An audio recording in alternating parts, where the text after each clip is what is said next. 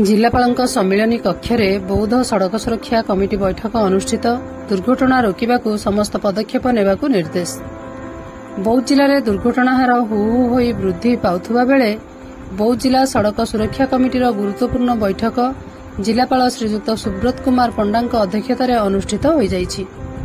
जिलापाल कार्यालय सम्मिलनी कक्षठारे आज अपराह्न 3टा समय अनुष्ठित ए बैठक में जिले में वृद्धि पाउथुबा दुर्घटनाजनित मृत्यु को नहीं जिलापाल श्रीजुक्त पंडा उद्वेग प्रकाश करने सहित जातीय राजपथ में दुर्घटना स्थलगुड़िक चिन्हट करा जाई गाड़ी चालक मानक पई उपयुक्त सूचना फलक लगाइबाकू निर्देश देइथिले। बेपरुआ गाड़ी चालना जोगु दुर्घटना संख्या वृद्धि पाउथिबारु ट्राफिक नियम कड़ाकड़ी भाव में लागू करने जिलापाल श्री पंडा बैठक में निर्देश देइछंती। जातीय राजपथ में समस्त दुर्घटना स्थल को चिन्हट करा जाई गति कमाइबाकू गाड़ी चालक मानक पई सूचना फलक लगाइबा और विपदजनक स्थान में रंबल्स निर्माण कराइबा बौद्ध एनएसी छक महानदी ब्रिज छक ठारे सीसीटीवी कैमेरा लगाइबाकू बैठक में निष्पत्ति ग्रहण करा जायथिला। दुर्घटना रे आहत व्यक्ति को चिकित्सालय पर्यंत पहुंचाइबा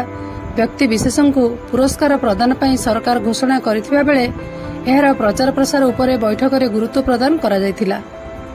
एही बैठक में अन्य मानक मध्यरे अतिरिक्त जिलापाल अनिरुद्ध प्रधान, उपजिलापाल प्रभाष चंद्र दंडसेना,